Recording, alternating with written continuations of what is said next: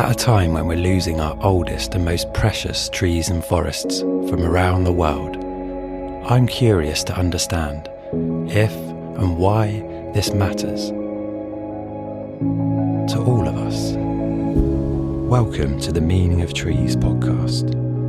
I'm Tom Hill, and it's here that I meet with people from all walks of life to explore the answers to one essential question. What do trees mean to you?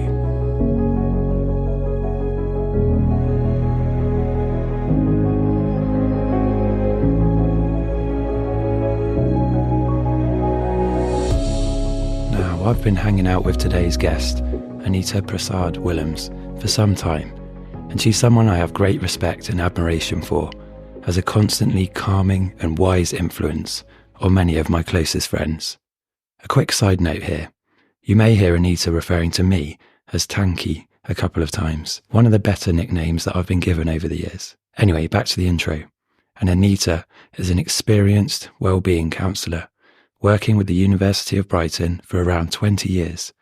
And recently she started to offer tailored divine healing therapies that help people find inner strength and solace in their busy lives.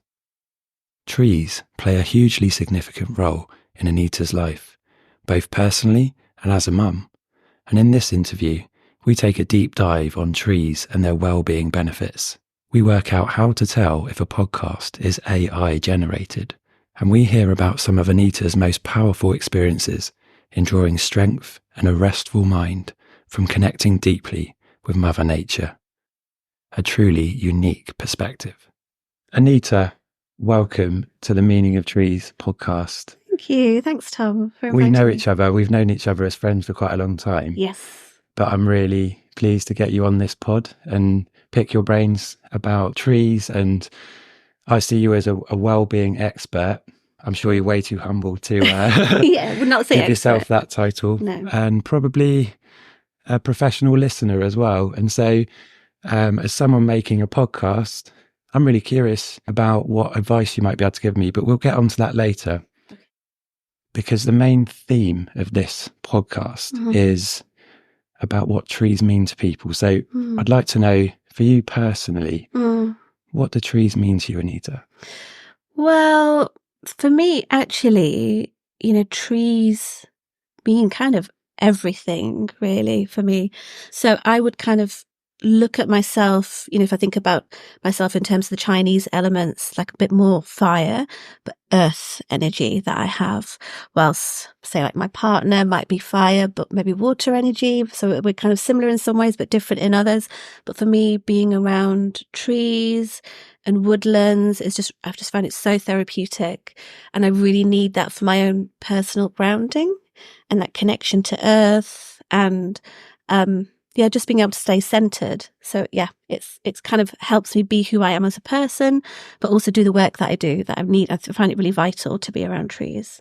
How early do you think that kind of association began? I would say it was actually later in life. It wasn't earlier, but then I kind of remembered feeling quite unrooted when I was earlier and kind of floating around the cosmos is what I felt like a lot of time, and maybe not being very present. So it definitely came later, but I would say probably from, I don't know, maybe mid to late 20s that I started realizing that nature and woodlands were impacting on me positively, and I couldn't quite understand how it was, what the relationship was, and that kind of began my journey because I just noticed that I felt a certain way, and I felt that I was communicating with trees in a certain way or with nature in a certain way. And that kind of put me on my track for seeking a bit more about the meaning of nature for me. And then also the wider meaning maybe for us all. Are you aware of any kind of spiritual links to trees in symbolism and things like that in your work at all? I wouldn't necessarily say, I guess, it's probably everywhere. There's probably a lot of symbolism in all different cultures for trees.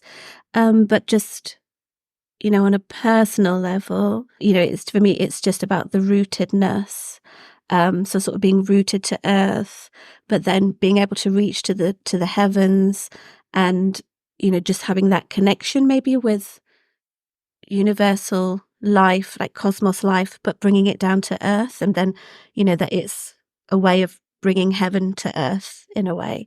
And I think that's a personal feeling, but I do see that reflected in lots of different cultures as well. Yeah, the tree of life features a lot, doesn't it? Which is, I guess, along that kind of concept. Yeah, and also Buddha found his enlightenment under a tree. So things, it just seems to be that if you look, trees play a big part. But I guess because they've been around for a long time, so they see a lot that they have growth in many ways. Yeah. Yeah, it sounds like then when you did kind of, I don't want to say discover trees, because you must have been aware of them before, but I guess, started to grow that appreciation for them. Yeah. That came later. But you must have had someone when you were younger that fostered an appreciation for the natural world. I don't think it really played a part, really. Not that I can recall in such a big way. Did you go outside much as a family when you were younger? We did, but I think, being maybe a second generation immigrant, so my parents are much more focused on education, working hard. We would kind of obviously go out and maybe go to the beach, but it was like for holidays. It wouldn't necessarily be just, this is like, so because we live in Brighton, or I live in Brighton. And, that's much more of just a way of life because we live so close to the coast. Whilst it was more of we're making an effort to go somewhere, and it felt like something special for sure. But it didn't feel like it was incorporated into daily life, like I feel like it is now, and how I feel like I bring up my daughter now, that it's very much like, be connected, listen to the earth, listen to the trees, listen to nature. And maybe also that's at the time we're living in too, that it was so much more aware of, climate change and how can we have a better relationship with earth. But I think there were layers of reasons why maybe I didn't have that connection, or it wasn't something that was apparent back then. Is there a particular tree that you've had a particularly strong connection to? There's a few, I would say. There's not necessarily one that I return back to within Brighton. I guess for me, my connection with trees are that when I put myself in a certain space, so like I said, it's that inwards feeling. I have this image of, there's like a thread or a column within me that's really the center of me. And if I can put myself there, it's quite meditative, I guess. Then I approach a tree from that place, then you really do see it in all its beauty, and you just take the time to see the tree and the size of its trunk, and like, oh my gosh, how do the branches grow and what's growing on it, and you can really see the beauty, and I can then just choose to be like, I'm going to take notice of this tree, and then that impacts. I've seen trees elsewhere, like Chalice Wells Gardens is a really favourite place of mine to go to in Glastonbury town. There's lots of beautiful trees there, and the Glastonbury Abbey has these magnificently old trees, really ancient trees. You could just feel the wisdom of them. There's a tree in Stanmer Park in the centre of the village, Stanmer Village. There's a beautiful tree right in the centre of the village. That's also really wonderful. But I would say it's more a place that I put myself in to then have this communion, I guess, with a tree, and just be like, oh, it's so beautiful.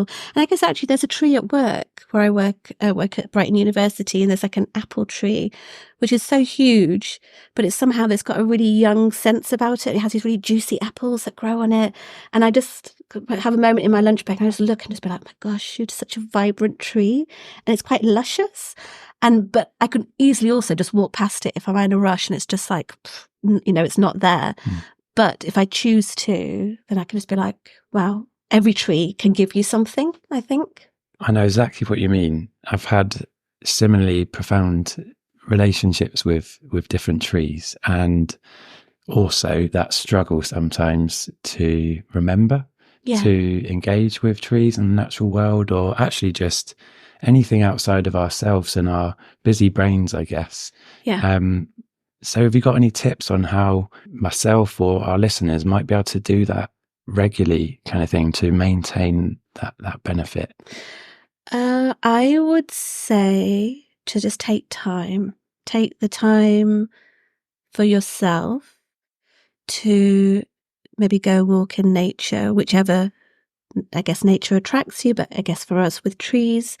But it's not just a question of just walking through and maybe chatting with a friend, which of course that will bring benefits, but really walk and just take the time to listen, take the time to bring yourself back to your center so you can really commune. I think I can keep coming back to that word of just communion, that you are one with, I know it sounds very hippie this now, doesn't it? But, you are one with nature, and you're one with the forest, or you're one with the trees. And I think that's when you really benefit, because you can just feel the depth of their space. And it just, I think, helps you connect with your own and helps the healing to enter in that way. I feel like for myself, I'm quite used to that space now. I think something that I've cultivated, but also through my work, when I'm counselling someone, that's the space that we enter when we're doing something really therapeutic and I'm really entering their world. We're both in that space. And so I know what that feels like. It's like a muscle that I'm like, oh, I know I'm there with this person and I'm following them down their path. And this is like incredibly healing what's happening. But I would say try and cultivate that maybe when you're alone in nature, just to have that silence and just tune into yourself, and it just opens up the world to you a lot more. Yeah, I think personally, some of the qualities about trees that help me to do that is the fact they don't talk, actually. Yes. So they're very much alive, and that perhaps makes them a bit different to, say, a mountain or even the sea. Yeah. And I think we can relate to them as individuals a bit, but they're also something that we rely on to be there before us, and hopefully they'll be there a long time afterwards as well. And that's part of the solace they bring to me. I think it's just that reliability factor almost, that they'll be where you thought they would be, and something about them being still as well. Or actually they're always moving in some way, whether it's the wind blowing them or earthworms wiggling their roots below the earth or growing it extremely slowly. But that has a kind of grounding effect that, their pace of life is so much slower than ours. So it helps to access that space, I guess. Yeah. That benefit. Yeah. And I guess that thing is, it looks like that on the outside, they're not doing anything. But like you said, there's an incredible amount of things that are actually happening within and underneath and, above that we don't see. And, maybe in some ways, we could live that way. It's not all about just doing and outwardly being active, but the inner work and the rootedness, getting rooted, like that might look like on the outside to someone that nothing's really happening to you or with you. But that's huge, to get rooted and to feel connected to earth, but to also for your own inner confidence that, a gust of wind isn't going to blow you over is, it's great. And it's something that we could really learn from, I think. Yeah, I'm mentioning individual trees. Something you've actually referenced earlier was about more immersive experiences in a woodland, for example, where you're literally surrounded by trees. And there's research now, and, forest bathing is quite a popular practice now. And that's about immersion in treescapes and particularly woodlands, particularly conifer woodland, actually. And they give off a chemical which alters how your brain is behaving. And it essentially can relax you. I think there's a fundamental appreciation for that without knowing the science, anyway. Yes. Yeah. But I find that interesting that, again, the closer we look, it kind of proves what we all kind of feel, I suppose, when we're in these places and why we're drawn to them. Yes. Yeah, absolutely. Absolutely. And I feel that there's more of a return to it. There's things like ecotherapy, which is very well recognized now, that there's actually a return to maybe something perhaps, 50 years or so ago was maybe kind of overlooked. But now there's a return, and with a scientific mind, that it's being appreciated. Well, it's like you said before, it just felt quite anecdotal that people just felt this way. Coming back to what you said about being a mum as well. So we're both parents, and there's no rule book for that. And Yes. a lot of the people we've spoken to on the podcast have spoken about formative experiences and the importance of those in, kind of sowing the seeds for them to connect with trees in later life. And quite a few of them have become tree professionals as well. Right, yeah. And I like the fact that you actually came to trees later, if you like. But I'm also wondering what your views are on how, as a parent, what's our responsibility in terms of those formative experiences? It's a big question, but what would be your advice to parents? And I guess not being too hard on themselves, but where might trees and nature play a role? What do you think? Yeah, because I'm thinking, it's hard to separate, obviously, my relationship with trees and I guess then what I impart, maybe consciously or unconsciously, with my daughter, because I just have this relationship with them. So there's certain things that I'll do or say without even thinking, that I think must rub off on her. She's very much loves trees, and she's got her favorite tree. When we walk to school, she hugs on the way there and on the way back, and she really identifies with the tree, that it's almost like her age, and it's like her best friend, this tree is. And it's just, it's a beautiful tree, but it's, it's just not any old, sorry, that's very disrespectful. Kind of tree is it? It's a silver birch, but it's like, well, you would just pass it on the streets. It's like one of those ones that are on the pavement sides, so I'm just like, oh, okay. But she has this affinity with this tree, and it feels like it wasn't from me. It feels like she was kind of born with this awareness or this belief about trees and about nature. And also I do think we're all a lot more conscious of the planet and the climate change and the impact that we're having, the negative impact that we're having on the environment, that I just think it is just so much more everywhere in the fabric, I think. I believe, anyway. Maybe that's a Brighton thing as well. I can't make a sweeping generalization, but I would say, not to just, kids love playing, in nature, and just having the freedom just to have the space. So just, it was good for them. You can kind of let them do their thing. Good for you, because you can just sit back and just have a bit of a chill time, but also be absorbing all the benefits too. And just shared memories, shared experiences, going with friends to places and having those memories in that setting. So it doesn't have to necessarily be at the forefront all the time, but having it as a background is also really wonderful. Thanks, Anita. I think that's great advice. Okay. No, as a counsellor, I would never give advice, though. I just want to say. It wasn't advice. No. Got you. Have you got any questions about trees that you'd like to explore? So you're in your own journey with them. Where are you at the moment, I guess? What would you like to know a bit more about? Oh, as in on my journey with it, you mean? Yeah. I guess just how deep the roots go is what I'd like to know. Yeah. Just how far can I travel down with this? And kind of like what's, where that will take me, the deeper that I travel, what is going to come with that. Just feels like there's just a real ancientness to the roots, and like a slowing down of time and of space, and it feels like it's, of this world, but really otherworldly. And like, how can it be both? And then what does that say about our planet? So, I think that's what I'd like to know. I think that's where my journey's taking me now. Where do you think you'd need to go to explore that? Just maybe to sit still near a tree and just sit and just go within and just travel down. Me and the tree travel together, and just taking the time to do that.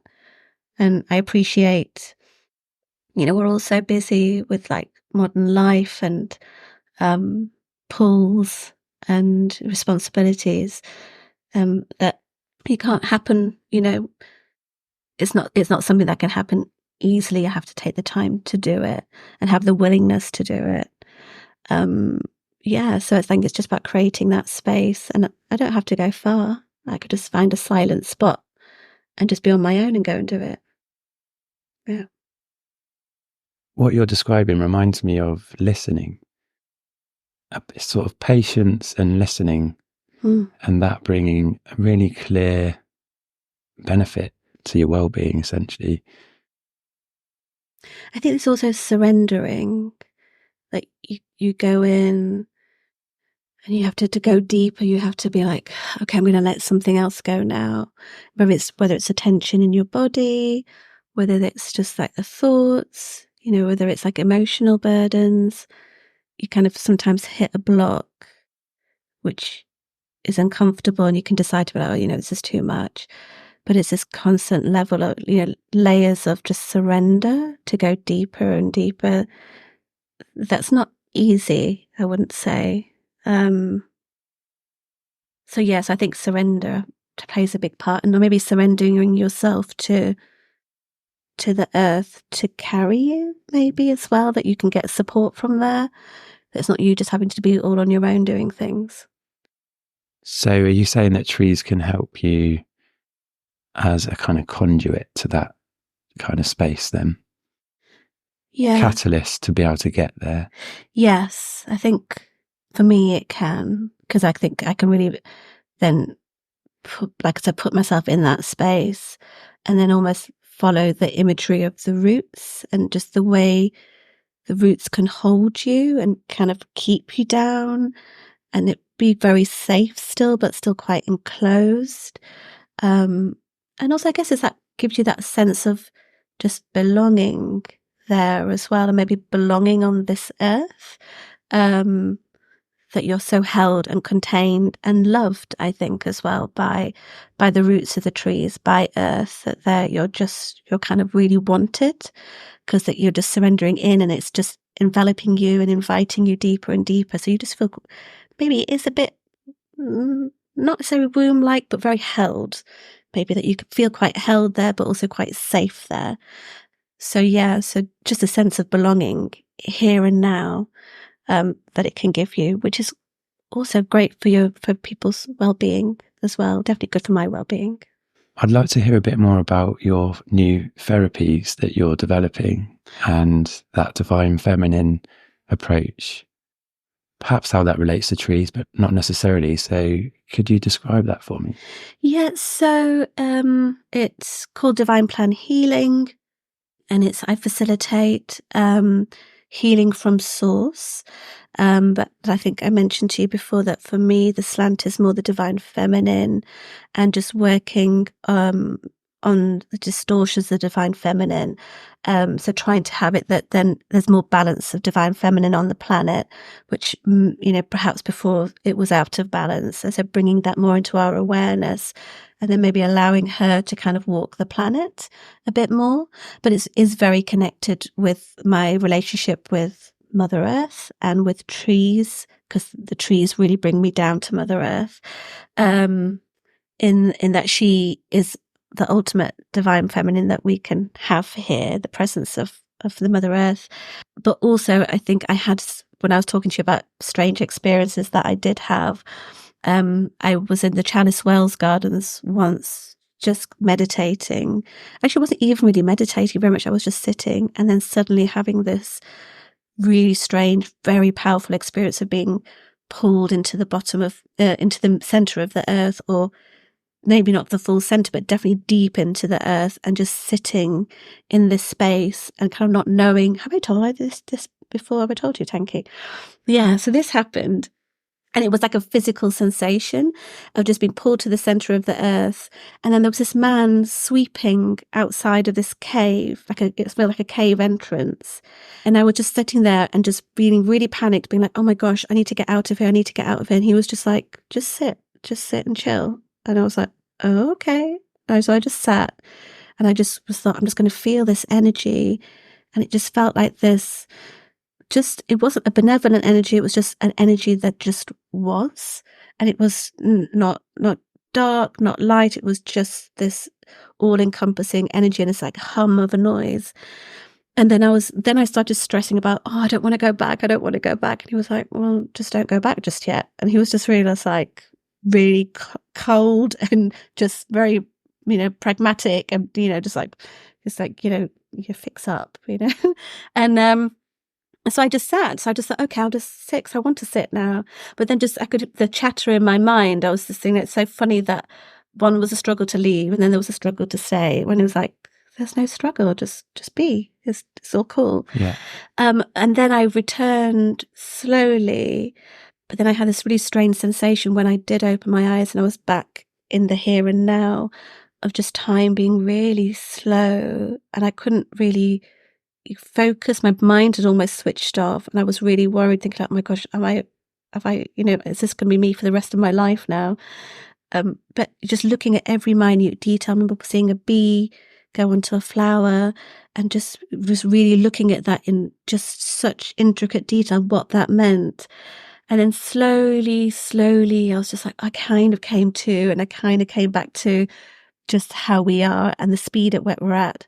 But it was that contrast of the day to day to actually there's this other space, other time that's happening in this other realm.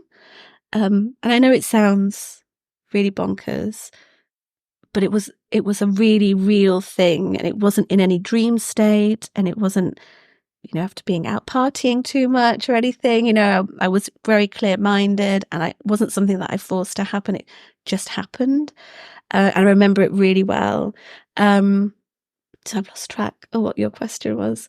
But I guess that was it. That was part of my journey to just find out what that was. And I think it's only now, 10, 15 years later, that this journey has taken me to understand about the divine feminine, about Mother Earth being this conscious being, that there's so much more going on than we can possibly know and maybe can handle even.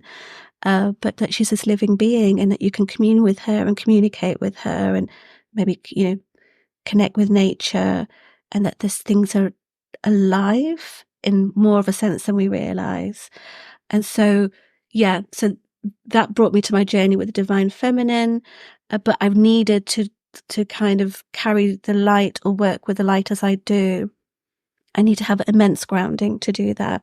So part of what I did in my first part of the course for this work, the first level was about just grounding and entering into like the womb of Mother Earth. And I've needed to do that and to feel held and just go into that place of surrender, of traveling deeper and deeper, to be able to then come back and be like, okay, I'm rooted enough to then carry more light from above. So it's much more like I can go down, but that means I can grow up. I can go even higher up to work with the light that I work with.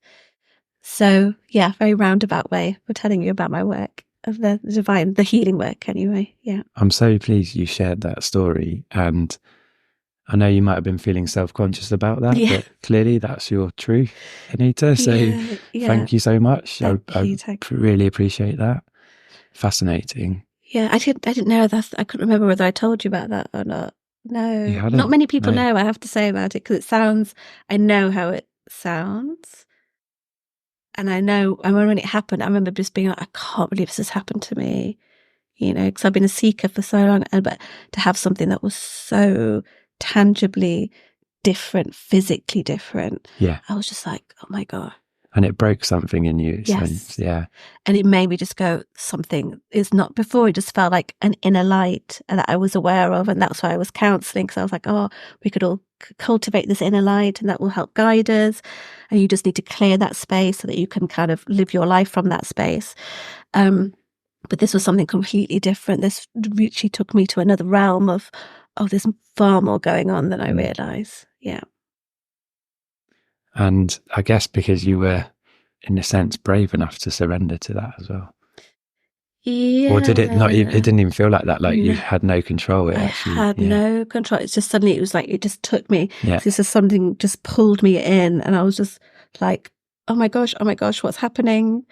You know, the fact that I was struggling to leave. And then there was just this imagery of this man just being just like, oh, whatever, just sit and just relax, you know, or just stay if you want to stay, or you'd leave if you want, just really just like so disinterested in me. I was like, okay, I'll just sit in the space. But it was really profound, really surreal, but it just felt so real to me. Yeah. I've got an idea to jam out with you. Okay. And it might involve trees. Up to you. Yeah. You know. But what would a well-being soup look like? So what are some ingredients to live a healthy life in terms of mental well-being these days? Oh, interesting. Being grounded. Anything that can help you feel grounded, I think. Is that the bowl? Are we going to say that's the bowl? Definitely the foundation of it all. Yeah, that's the bowl. That's very good. Maybe a wooden bowl. Yeah, brilliant. But I think that is absolute key, is to be grounded, and anything that can bring you back to that space is great. You know, because we can so easily be pushed and pulled and taken in lots of different directions. What are the kinds of things that typically keep people grounded? So yeah, I think just any practice that can keep you centered. I think it's different for everyone. Some people really like movement, don't they? It's a way of what keeps them centered and what helps them feel in their body. Something that helps you feel in your body. I think that's it. For me, it's I really love to sit still, because that's like, I like chilling. But you know, sitting under trees, like if I need to replenish, I will go into nature. That's for me is what feeds me, or go to woodlands, you know, that kind of nature. But I think it's different for everyone what works. So for me, that stillness, that quiet, like being away, helps me then reconnect with my inner essence, and just then to be like, reroute myself when I feel, say, like after Christmas, when I've just been like, it's been so much wonderfulness, but you know, lots of noise, lots of demands, too much food, too much booze, you know, and it's just like, it really takes you away from yourself. So anything that can bring you back, and just taking the time, I think, to know what works for you, you know, just kind of know yourself, what nourishes you. And again, that's different for everybody. But then also, once you do know that, to then, you know, return to that either whenever you need it, or if you could be a bit more routine about it, to kind of put it in your day or put it in your week.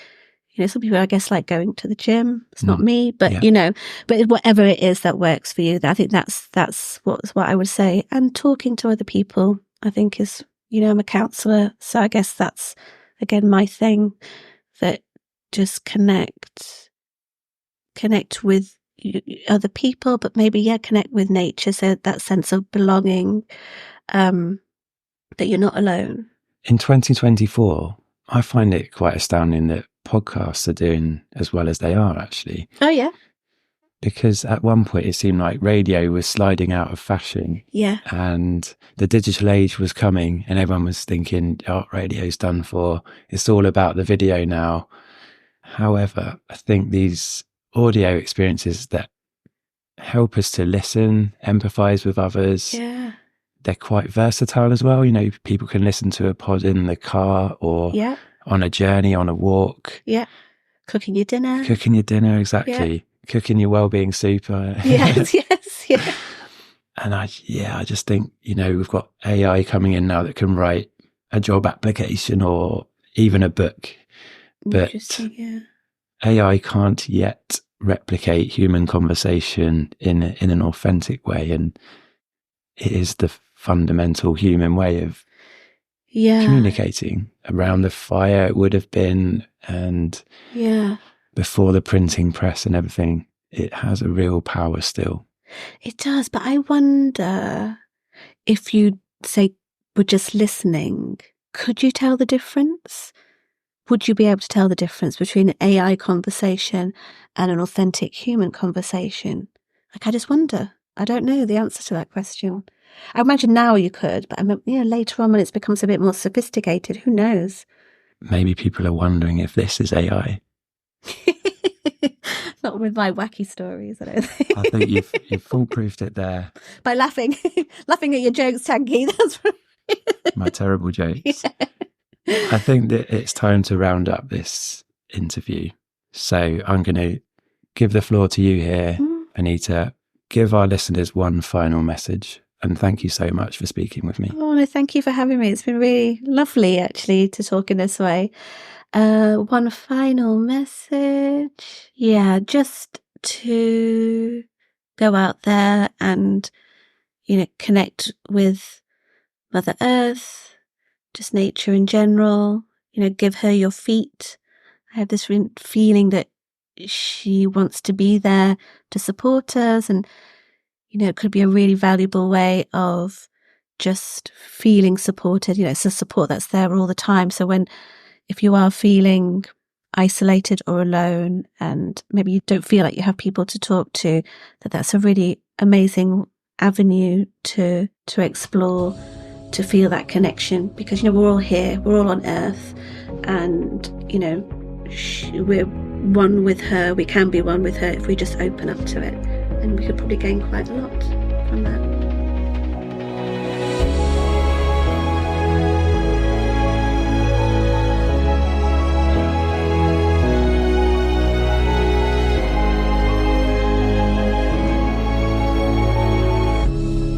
You've been listening to the Meaning of Trees podcast. Don't forget to like, share and subscribe. And see you next time.